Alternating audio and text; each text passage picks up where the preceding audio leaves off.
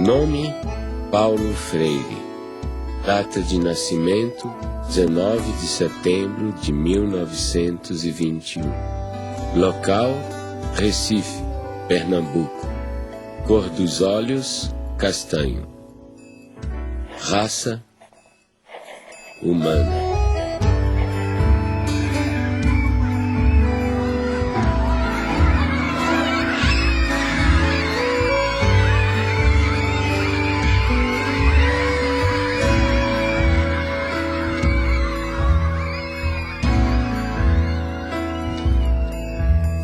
Meu primeiro mundo foi o quintal de casa, com suas mangueiras, cajueiros de fronde, quase ajoelhando-se no chão sombreado.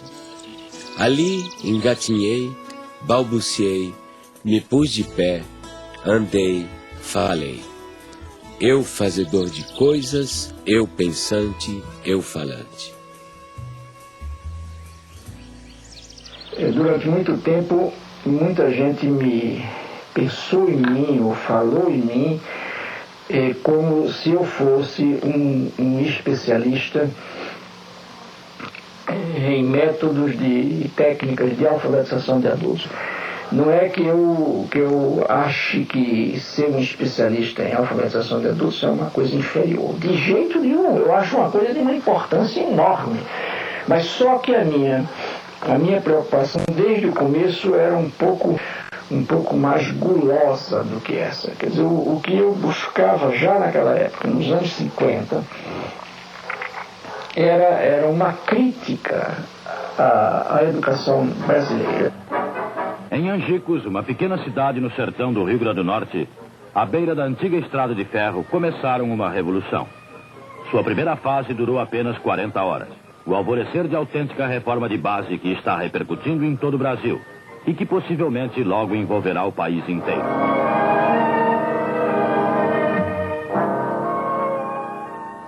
Eu tinha 6 anos de idade e tenho várias lembranças de lá, do Círculo da Cultura. Aprendi a ler sentada no colo do meu pai. Isso me fascina. Recordar o passado? É viver 2 vezes. Eu sempre soube viver 2 vezes. É sofrer? Não, é quase Eu acredito que é melhor viver 2 vezes. Olha, pela maioria, eu sempre soube que era viver. Recordar o passado é viver. Recife. Ninguém mais pode ficar indiferente ao problema do analfabetismo em nosso país. As soluções aí estão. Não se pode arreglar 40 horas a um homem que tem sede de saber, ou fome da cabeça, como dizem em Angicos, que precisa estudar, que tem esse direito até agora negado à maioria. Se lembra quando nós chegamos à cidade, a esta cidade aqui, para fazer aquele levantamento? A Neida era muito pequenininha, tinha 6 anos, nem se lembra ainda, né? Mas eu me lembro alguma coisa. Eu lembro, porque passou um jipe com alto-falante anunciando e ia chegar a essa escola e as pessoas não acreditavam muito. Eu vi minha mãe dizendo assim para meu pai que queria estudar. Ele disse, isso não chega pra gente, não.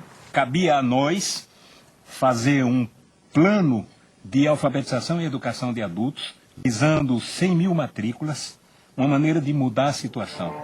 Nós fomos recrutados, participamos de um treinamento e a primeira providência nossa foi nós nos deslocamos para Angicos para fazermos o levantamento do universo vocabular. Então íamos de casa em casa e ao final selecionaram, ele selecionou em Recife as palavras geradoras. No conjunto delas estava contido justamente todos os fonemas da língua portuguesa. Começando do mais simples, por exemplo, em Angicos a primeira palavra geradora foi belota. Então você sabe, belota são 3 sílabas fáceis, mais fáceis, não é? E muito usadas. Então, a partir das palavras, quando nós vencemos todas as sílabas, aí começamos a formar as frases.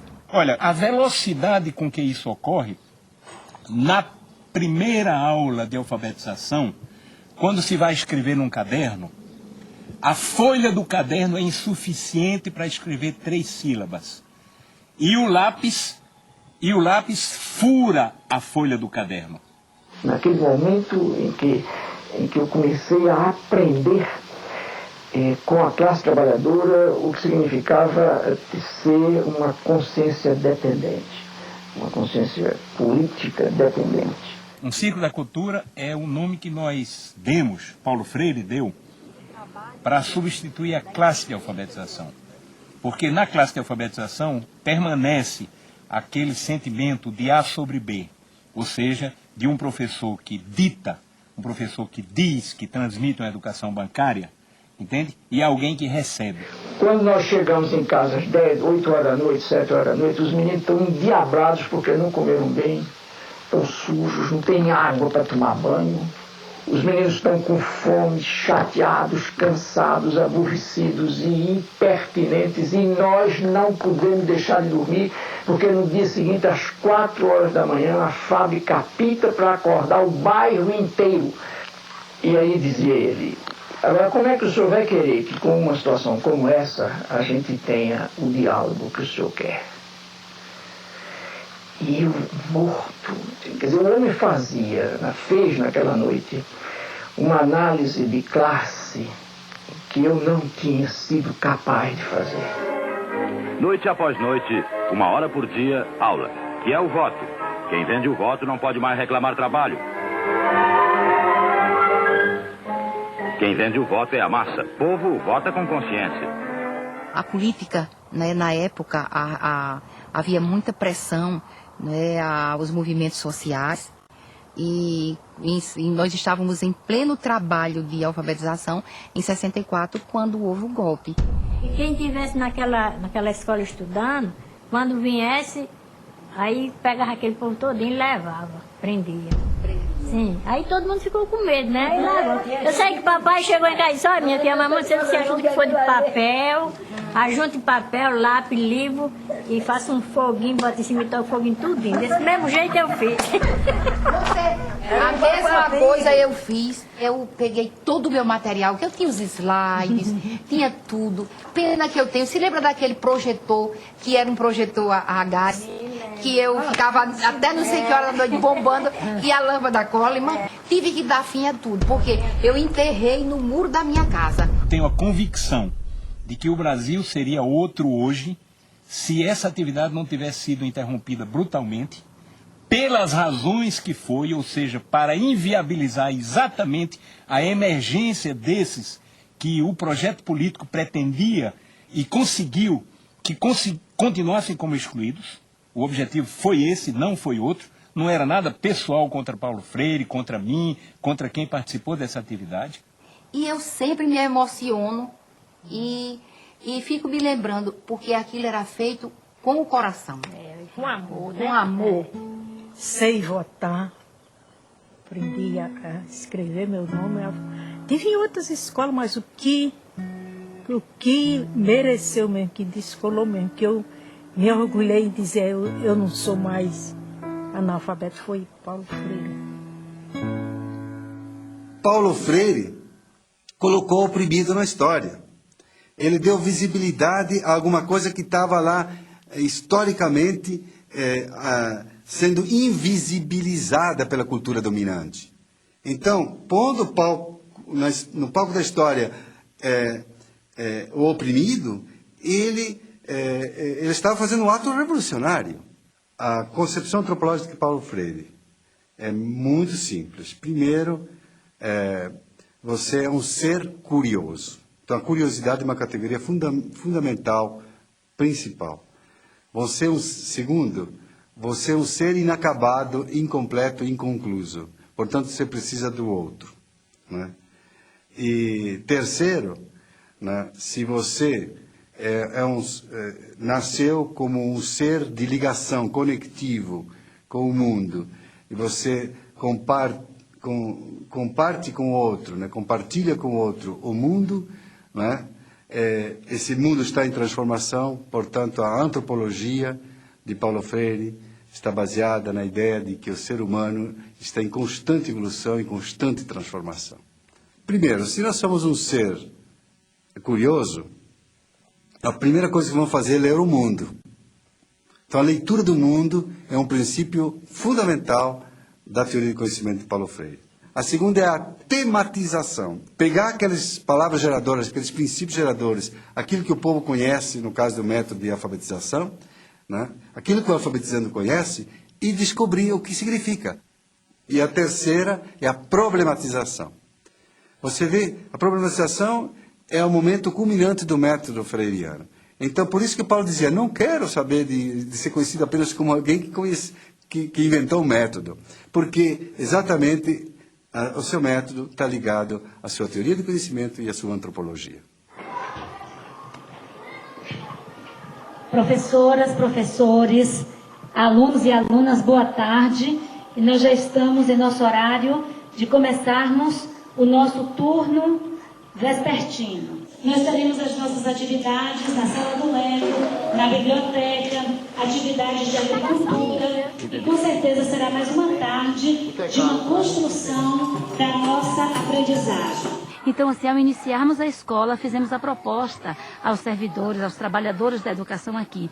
Vamos estudar Paulo Freire, vamos compreender a sua proposta de educação, essa perspectiva de humanização, de libertação, de conscientização. Então, assim, a escola não existia e depois veio Paulo Freire. Paulo Freire existia antes em nosso coração, como uma proposta de vida. E, assim, a proposta conosco depois surgiu um espaço concreto para vivermos a prática dessa teoria. A gente tentando e era difícil mesmo. Como pegar um aluno que vem da roça, passa 2 meses em casa, 1 mês só aqui e fazer esse menino, né? Aí o jeito foi o quê? Mergulhar nas leituras e aprender com esses teóricos, né? E a base da gente foi Paulo Freire pelo fato de ser uma coisa mais próxima da gente.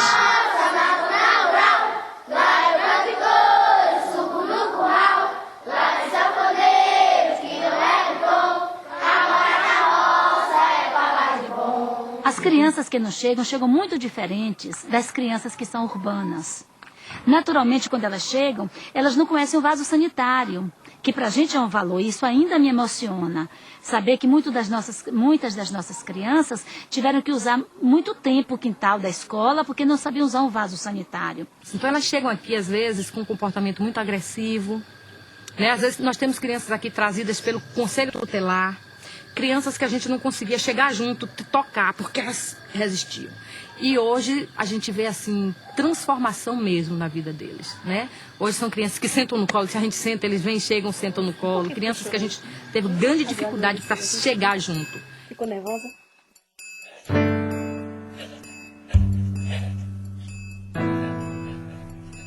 Para mim, o exílio foi profundamente pedagógico. Quando exilado, tomei distância do Brasil, comecei a compreendê-lo melhor. O exílio, rapaz, o exílio me deu muito. Só que o preço do dado é equiparado, tá fazendo? A quantidade que tu ganha é a quantidade que tu tem que pagar. O preço é alto, o preço é e foi alto. Olha, eu só não te diria que eu me sentia destroçado, porque afinal de contas é muito difícil que eu me destroce, entende? Mas eu sofri profundamente. Então havia dimensões da nossa cultura que me fustigavam, como por exemplo o gosto da comida. Nós, claro, tínhamos muita saudade do clima, da gente, da língua, né?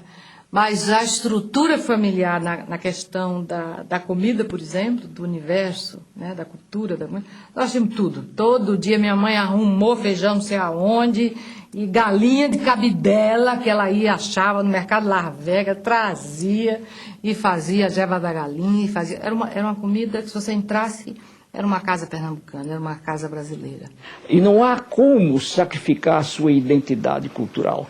Eu nunca me senti melhor do que ninguém porque sou brasileiro, mas nunca me senti pior do que ninguém porque sou brasileiro.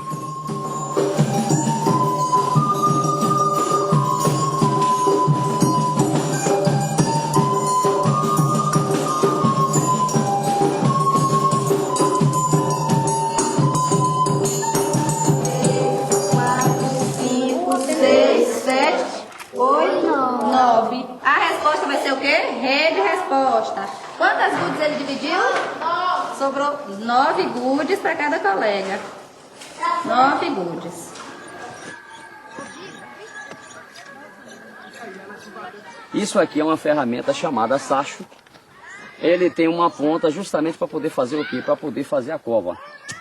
Então nós vamos fazer a cova e a beterraba já está aqui. Nessa posição ela não pode entortar a raiz porque senão vai deformar. E aqui nós vamos fazer esse procedimento. Pronto, tá faltando. Coloque aí no local, um pouquinho mais, ó. A raiz ficou um pouco baixa. Ao retornarem para casa, eles levam daqui da escola algumas sementes. Cenoura, beterraba, das hortaliças que eles já cultivam aqui. Lá eles têm o objetivo de, ao chegarem lá, passarem para os pais o conhecimento que eles acabaram adquirindo aqui ou então que reforçaram já tendo esse tipo de conhecimento. Lá eles fazem o que fizeram aqui. Alguns já assim vendem, eles chegam falando, ó, a gente ganhou dinheiro, porque eu plantei o coentro, plantei alface, plantei isso aqui. E aí eles vendem isso e ganham dinheiro, né? Aí ensinei a meu pai, a fazer assim como o professor ensinou. E ele sempre ensina, traz a semente da planta, ensina como é que os professores lá ensinam para eles plantar. Eu digo, já aqui nós plantamos diferente. Nós chamei a terra toda. Ele, não, mãe, não é assim. O professor lá ensina para nós fazer arleira, estamear a sementinha. Depois, se tiver junto, ele vai, arranca um pouco daquela muda para poder ficar mais investido. Ele sempre conta tudo. O exercício de tornar-se capaz de ler e escrever exige de quem realmente aprende uma postura de sujeito que cria o seu próprio aprendizado. A comunidade freiriana, para nós, né, é esse conjunto de instituições, pessoas que partilham a identidade do legado de Paulo Freire, né? E o que significa isso? Na verdade, são associações, grupos, instituições que vão se formando no mundo. Por exemplo, Portugal e Espanha. Em Portugal ocorreu o Fórum Paulo Freire em 2004, este ano agora, 2006, né, na Espanha. Enfim, são centros de estudos, né, freirianos, né, pesquisas, espaços de formação educacional. Oi, Luísa Cortesão. Primeiro, quero te agradecer muito pela sua contribuição aí de Portugal nesse documentário. Gostaria que você falasse um pouquinho o que é que vocês estão realizando, a experiência freiriana do Instituto aí. Está a ver, portanto, são debates muito aprofundados e muito fundos sobre questões teóricas que têm que ver com problemas que são sentidos na realidade. Fizemos, o título é exclusão ou exclusões, e fizemos, por exemplo, uma análise de problemas de exclusão social, de problemas de exclusão na saúde, de problemas de exclusão na justiça, de problemas de exclusão no trabalho, de problemas de exclusão na educação, e agora esse ciclo vai terminar com uma análise sociológica da problemática da exclusão. O que te levou a fundar uma cátedra Paulo Freire aí na Suécia, num local em que, digamos assim, há tão poucos oprimidos? Aquí en Suecia, después de los años 70, que la gente conoció aquí a Paulo Freire, hay un renacimiento de interés. Aquí en Uppsala hay un proyecto muy interesante de desenvolvimiento sustentable, medio ambiente, ¿no? Y esta gente está muy interesada en los esquemas de concientización, ¿no?, de pensamiento crítico freiriano. Efectivamente, he trabajado con grupos étnicos oprimidos, incluso grupos indígenas, con camponeses, con operários também, não? São dois traços de personalidade de Paulo. Primeiro, essa generosidade do menino aberto ao mundo sempre que quer conhecer, essa alegria de conhecer o mundo. Segundo, a conectividade, que já é uma qualidade do adulto, a conectividade e a relação. Acho uma definição perfeita para qualquer ser humano decente. Ser um menino é guardar um pouco toda aquela carga de emoção da criança e a conectividade, que já é um projeto das pessoas adultas. Paulo Freire foi um menino da zona rural igual a gente, que aprendeu a ler debaixo da sombra da mangueira, que gostava de ler, gostava de escrever. Foi um homem que queria transformar o mundo. O momento em que o pai estava a trabalhar, né? Na famosa biblioteca, no espaço de trabalho dele, né? Eram momentos assim que as brincadeiras mais ruidosas nossas, né, tinham que ser, né, afastadas, porque o pai, quer dizer, são coisas que ficam assim, né? São mensagens, estás a perceber, que te marcam rotundamente o corpo, né? Ele era uma pessoa frágil à maldade humana. E minha mãe sustentava a reversão disso no sentido: acorda, Paulo! O que você está pensando da vida, Paulo? Que é isso? O mundo é isso mesmo, Paulo? O paizinho nunca foi assim um pai no sentido de um pai físico muito constante. Não foi, isso não tem problema nenhum, digo isso mesmo, porque assim eu o percebia. Mas, no entanto, estás a ver, quando o desgraçado estava presente, mas ele estava presente com interesa, que, putz, imagina, era amplamente suficiente. Um homem extremamente humano, né? Extremamente bondoso, mas que também sabia ser muito duro quando era necessário com as pessoas, né? Quer dizer, ele tem uma frase dele que diz assim: se alguém quiser me insultar, que me chame de santinho. No campo pedagógico é muito mais atual Paulo Freire, porque a Unesco, por exemplo, colocou os 4 pilares da educação do futuro, não é?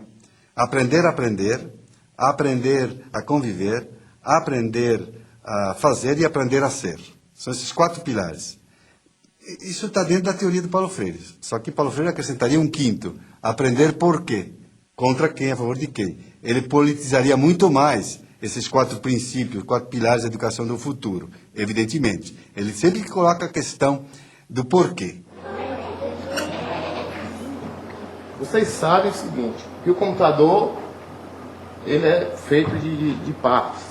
Nosso trabalho aqui parte da realidade desses educandos que vêm da zona rural, né? A gente procura estar trabalhando com tudo que é próprio do cotidiano deles, mas a gente não permanece, né, nessa realidade. A gente começa a trabalhar justamente inserindo a internet, a informática, né, nessa vivência dele aqui, para que ele transforme essa vida. E abrindo possibilidades novas para eles, né? São 600 crianças divididas em 3 grupos. 3 grupos de 200. Enquanto nós temos conosco 200 crianças imersas numa educação formal, nós temos 400 crianças em suas casas, sendo visitadas pela equipe itinerante. Então, lá na roça, a equipe itinerante corrige atividades, dá orientações, trabalha com a questão da agricultura, que já é trabalhada aqui, mas fortalecida em casa, porque as crianças ensinam também aos seus familiares, e a equipe itinerante faz uma avaliação desse trabalho, assim, que a escola orienta para o aluno executar em sua casa. 2 mais 5. 7. 4 mais 1. 5. Então a senhora tem que dedicar, assim, dar um tempo para ela, para que ela possa estudar. Porque a gente sabe que ela ajuda a senhora na lavoura, sim, mas ela tem que ter, assim, um tempo disponível todo dia para fazer a atividade dela. Tem pais que dizem assim, que 2 meses em casa, eles ainda dizem assim: professora, não deu tempo para os filhos fazer atividades. Porque às vezes eles tiram os filhos das atividades que levam para casa para pôr na mão de obra. Porque tem que ajudar.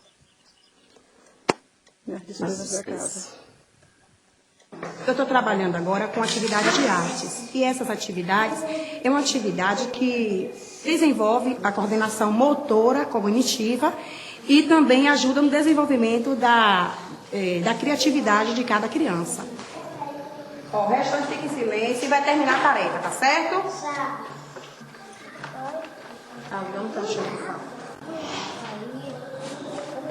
Nadson, pode vir, Nadson.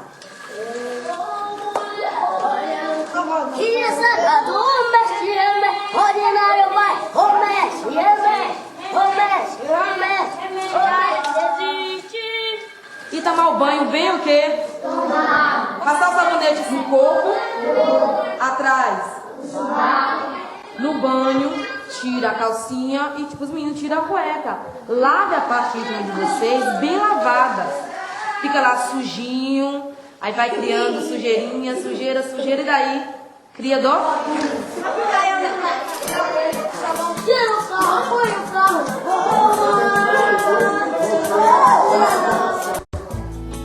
Foi aprendendo que percebemos ser possível ensinar. O que nós vamos fazer hoje é uma coisa que alguns alunos nossos já têm experiência da disciplina Política e Problemática da Assistência, que a gente vai promover um círculo de cultura. Tá? Nesse círculo de cultura nós vamos tratar hoje da doença infantil como uma patologia social e uma patologia orgânica. Tá? Vocês receberam um texto, esse texto vocês já leram. A gente trabalha com uma pedagogia problematizadora, trazendo os casos, que a gente chama de casos da saúde, né? Transformando esses casos em situações existenciais. Né? Então começa já a interface com o método, a pedagogia freiriana. E aí a gente chega para ela e diz, o que está acontecendo? Uma pergunta assim geral.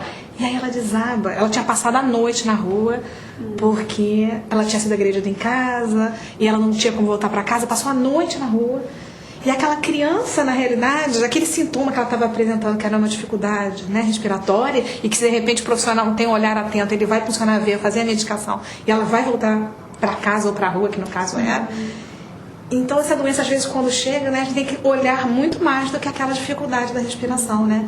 A gente tem esse convívio, esse contato maior, a gente tem uma maior autonomia, né, frente aos pacientes, então a gente tem essa troca mesmo. E lá a gente vê os casos de reciprocidade de mão dupla e a de uma via só. Quando você chega a um paciente e talvez nem dá um bom dia, já chega fazendo os procedimentos que tem que se fazer, é uma outra forma de reciprocidade, entendeu? E quando você chega falando, bom dia, como você tá, tudo bem? E aí, acho que você perde um minuto a mais, e às vezes nem é perda, é ganho, porque você vai ter o melhor atendimento mesmo para esse paciente. Ensinar não é transferir conhecimento, mas criar as possibilidades para a sua produção ou a sua construção. Quem ensina, aprende ao ensinar, e quem aprende, ensina ao aprender.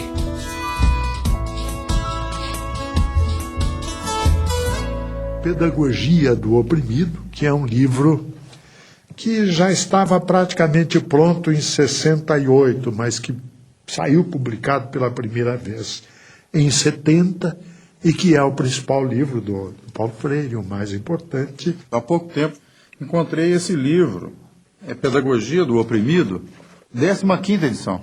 E aí, quando abri o livro, me surpreendi com uma série de anotações do próprio Paulo Freire, do punho dele. Ou seja, é bom até avisar os leitores que a edição autorizada para ser lida mesmo é da 16ª em diante da Pedagogia do Oprimido, porque ele corrigiu o livro todo. Mas o que é mais interessante, isso contesta, é uma das provas do rigor do Paulo Freire com relação ao pensamento. Eu considero a obra de Paulo Freire, e ele também a considerava, eu ouvi depoimentos dele nesse sentido, não como uma obra do terceiro mundo. Ele disse, eu não quero escrever uma pedagogia exclusiva para o terceiro mundo. Né? Eu acho que colocar Paulo Freire no terceiro mundo e sectarizá-lo no terceiro mundo significa não querer ver a opressão na sua totalidade que vem do primeiro mundo.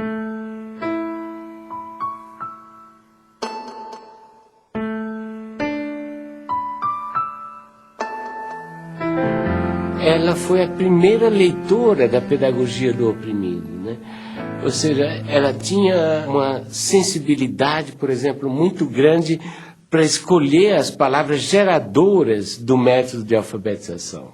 E a Elza era uma grande educadora e que, inclusive, não acreditava que eu fosse outra coisa que não educador mesmo. Quer dizer, eu me lembro de uns sonhos que eu andei tendo na minha mocidade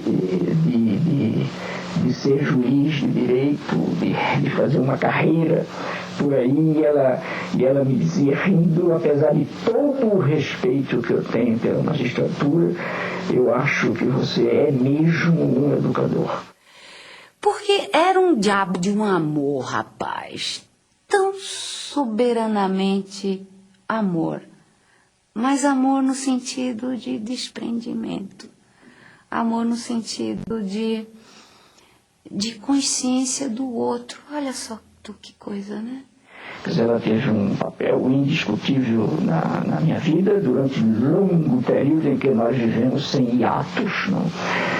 Casados durante 42 anos. É um tempão, um negócio fantástico. Quando minha mãe morreu, meu pai morreu também. Morreu e eu escrevi até um poema falando disso. Quando minha mãe morreu, eu perdi meu pai, né?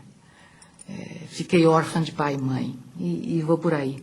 E ficou um pedaço de pai conhecido e um pai completamente desconhecido, que era aquele meio morto, né? Quando a Elza morreu, é óbvio que um cara que amou desse jeito, quando morreu a pessoa que ele amou, morreu nele e com ele um bando de coisa.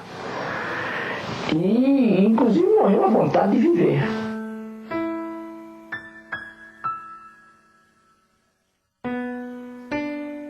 Eu encontrei um Paulo maduro, um homem seguro, um homem cortês, extremamente amoroso, criativo e que se oferecia a mim na plenitude das suas qualidades.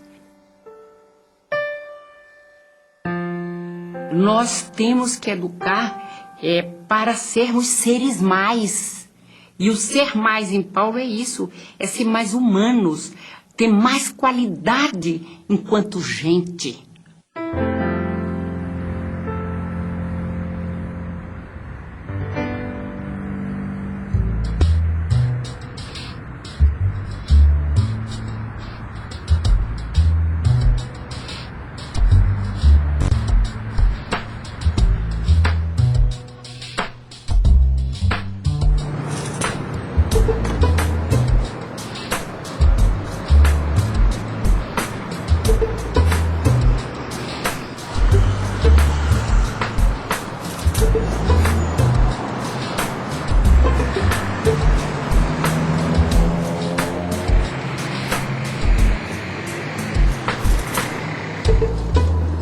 O MOVA é um movimento de alfabetização, né, que surge junto às camadas populares, buscando uma nova maneira e uma nova perspectiva de alfabetização, né, vinculada principalmente a esse pensamento e essa filosofia freiriana.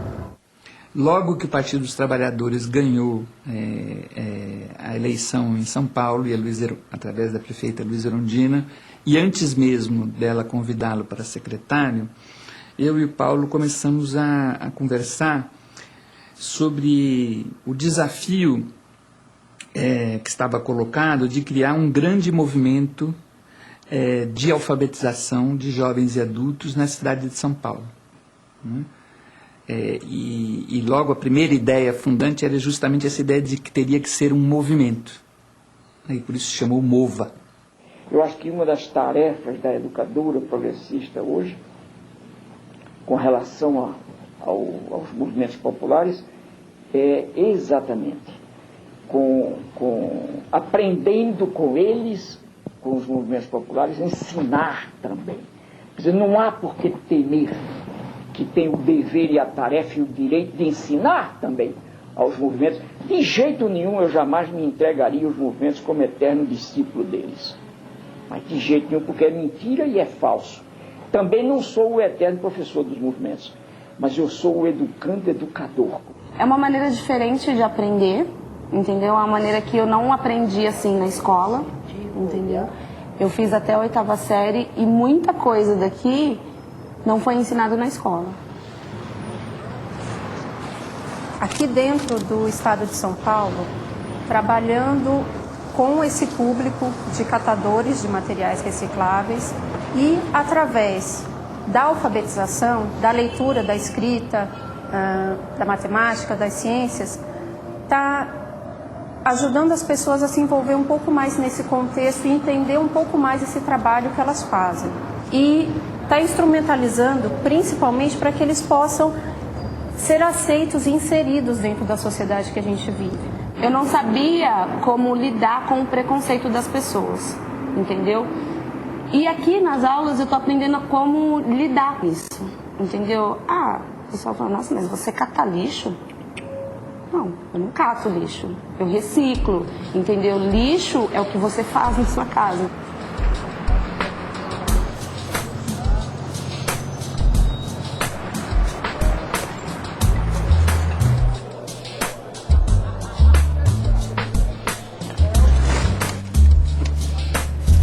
Estou aprendendo mais a me comunicar mais com as pessoas, né, que é um pouquinho fechado e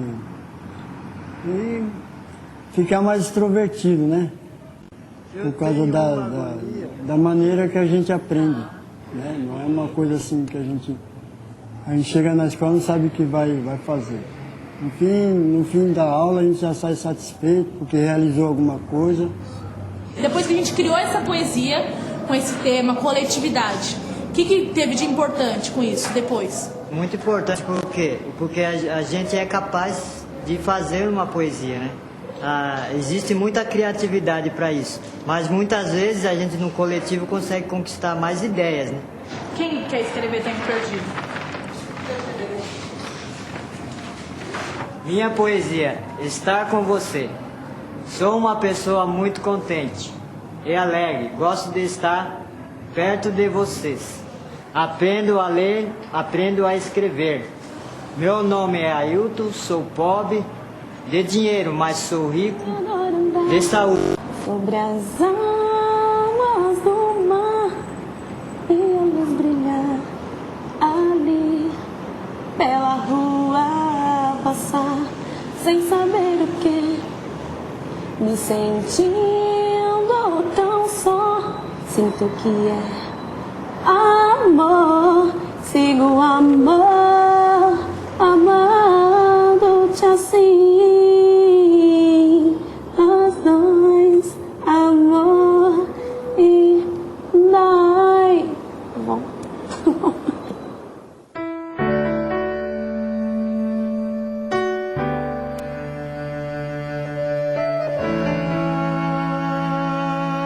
Eu acho que a gestão Paulo Freire à frente da secretaria marcou, né, para sempre a possibilidade, né, do desenvolvimento de uma educação pública, popular e democrática. Eu acho que houve uma preocupação, né, muito profunda com valorizar, né, a figura dos educadores e das educadoras da rede municipal. E aqui é preciso fazer um parênteses para dizer que eram considerados educadores e educadoras não só os professores, mas todas as pessoas que constituíam, né, o espaço da escola, a merendeira, o zelador, os funcionários, né? Eu sou um intelectual que não tem medo de ser amoroso. Eu amo as gentes e amo o mundo. E é porque amo as pessoas e amo o mundo que eu brigo para que a justiça social se implante antes da caridade.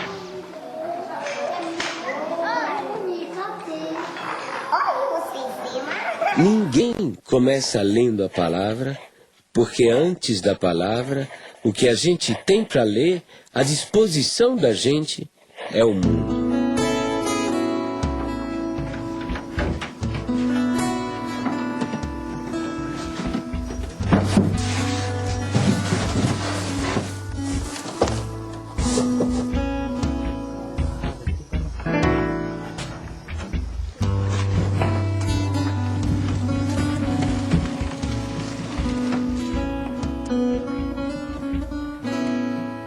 Porque se não tivesse esse curso aí, né, nós não aprendia mais a ler, não aprendia nada. Ia ficar pro resto da vida sem saber ler nada. Porque a pessoa que não sabe ler, praticamente ele é cego, né?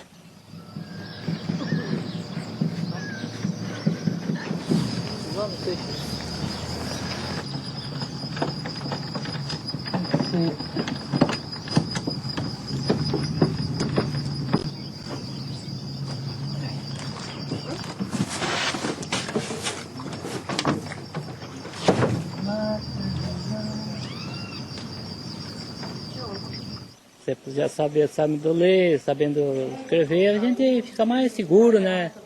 Tem mais jeito para chegar, conversar, né? Nós gostaríamos de saber se esse projeto que nós estamos trabalhando com vocês, se desenvolveu alguma coisa boa.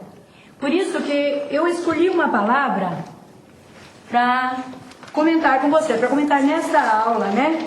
Então, essa palavra é cidadania. Chega em casa, olha, que a professora me deu isso, tem lição para me fazer. Se entende, dá uma força para mim, me explica. Se eu entendo, eu dou uma força para ele, ensino ele. Ensino ele para se desembaraçar mais, né, na lição. Mas eu acho que ele aprendeu bem mesmo. Esses meses que ele está na escolinha. Porque a gente que trabalha de empregada doméstica, assim, né? A pessoa não sabe dos produtos que tem que passar para limpeza, né? E assim, aprendendo a ler já é uma força, né? Boa, né? Sabe o produto que vai usar. Vem aqui, filha. Sabe o produto que vai usar. E deu uma força boa. Ela vai na escolinha comigo também todo dia. E ela tá fazendo o prezinho. Eu aprendo mais com ela, né? Ela aprende comigo. Assim a gente vai indo.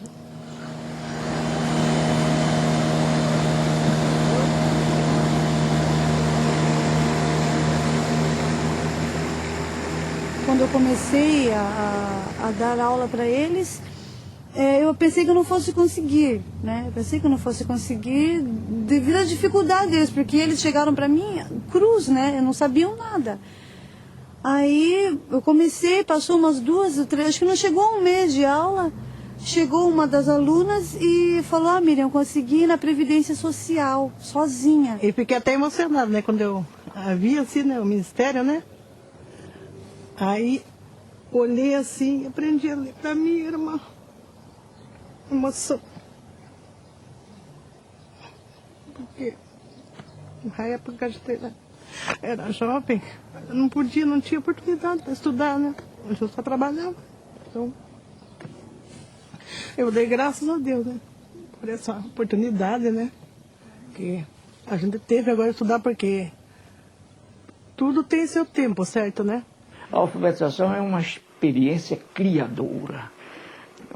E significa que o alfabetizando tem que criar, tem que montar, para usar uma expressão mais técnica, o seu sistema de sinais gráficos. Quer dizer, ele tem que ser, no fundo, o arquiteto desta produção ou desta criação, obviamente ajudado, ou ele ou ela, ajudado pela educadora ou pelo educador. Para mim, deu muito serventia, né? Porque eu tinha problema de falta de letra. Para me escrever, eu comia muitas R, trocava assim, sabe? Agora não. Já estou bem melhor, graças a Deus. Quando eu vou fazer no banco, pagar dinheiro, qualquer coisa que eu vou fazer no banco assim, eu já não vou com aquele medo que eu tinha, sabe? Então eu já vou ciente do que eu estou fazendo, né? Nosso Vale do Ribeira aqui, o Iguape, que se fala não é necessário para nós aqui, dessas coisas ou de mais alguma coisa que você não falar? Em primeiro lugar, estudo, né? E segundo, para mim, é emprego. E vindo a indústria, fábricas, Saúde essas também. coisas, aí gera emprego, né?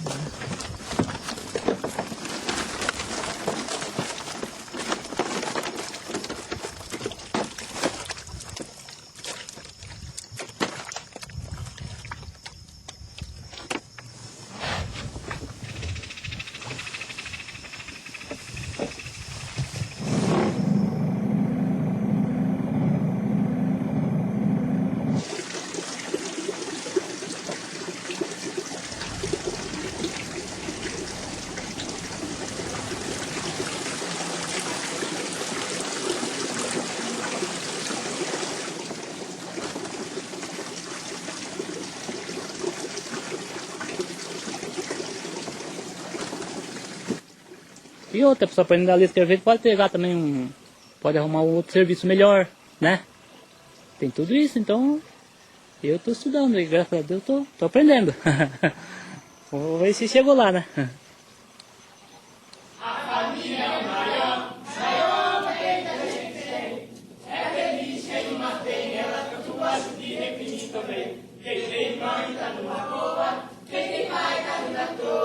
Tem momentos que a gente discute e tem outros que a gente curte. Tem momentos que a gente discute. Quando veio a ditadura, a primeira coisa que fez foi um projeto que, se não me engano, se chamava Mobral, e que tinha como lema o seguinte: é preciso ensinar as pessoas a ler para que elas possam ler as ordens que vêm por escrito.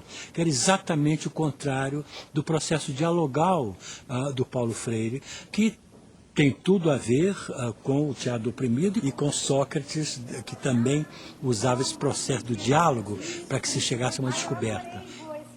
Agora, para que você atinja o conhecimento, não basta ter a informação. É necessário juntar a informação que você recebe com aquelas que você já tinha e daí poder concluir com uma decisão ética, com uma ação ética, não é? São esses os momentos do conhecimento real. E o ensinar, se a gente não recebe daquele a quem ensina nada, nós vamos estar pondo na cabeça dele algumas informações que podem ser verdadeiras, mas que não vão servir para nada, e na nossa cabeça nós vamos apenas estar despejando alguma coisa que temos sem nada receber em troca.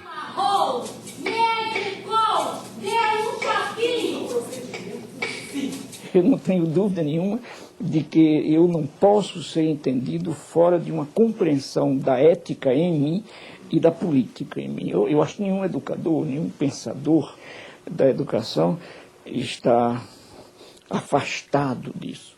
Quer dizer, a educação, enquanto formação humana, é um esforço indiscutivelmente ético e estético. Quer dizer, não há como separar também a decência da boniteza. Entende? Quer dizer, a educação, enquanto busca de boniteza, necessariamente procura a decência do ser.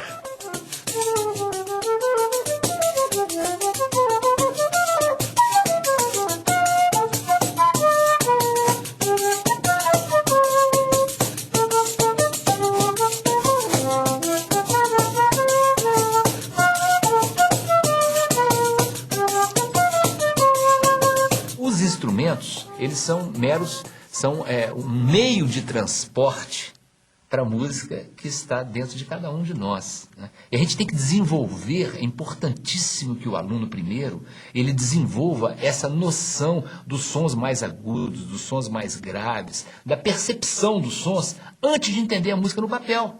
Agora presta atenção no que eu vou tocar para vocês. O som mais grosso, esse aqui, ó, esse som mais grosso, é esse som aqui. Agora tem esse outro dó aqui, olha. É um som um pouco mais agudo, ó. Esse. Agora esse outro é um pouco mais agudo. E esse último é muito fininho, parece um passarinho ou um bicho que tem um som muito fino, ó. Processo de alfabetização musical, do início da aprendizagem musical das escolas tradicionais, ele trabalha da forma contrária. E aquilo que me motivou a desenvolver esse trabalho a partir da perspectiva freiriana. Então, o aluno, ele levanta, digamos, a nota dó, né? Dó, ré, mi, fá. E o TEDEM diferencia essa forma de aprendizado porque fica em destaque, né? Fica o espaço vazio do som do som que você está querendo produzir, reproduzir, né?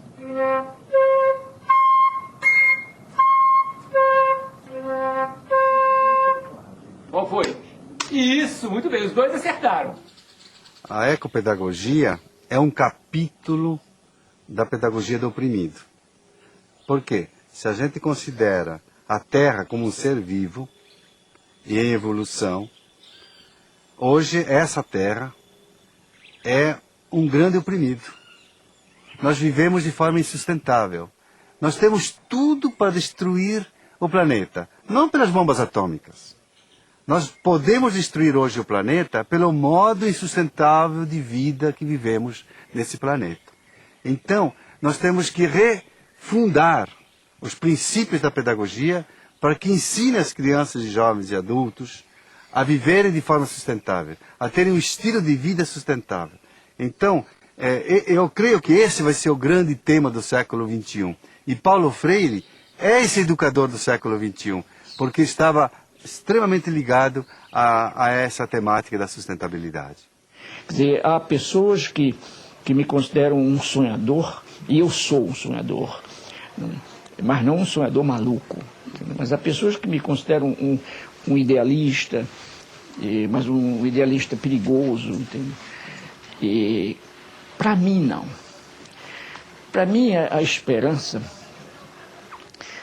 faz parte disso que a gente vem chamando natureza humana. Eu gostaria de ser lembrado como um sujeito que amou profundamente o mundo e as pessoas, os bichos, as árvores, as águas, a vida.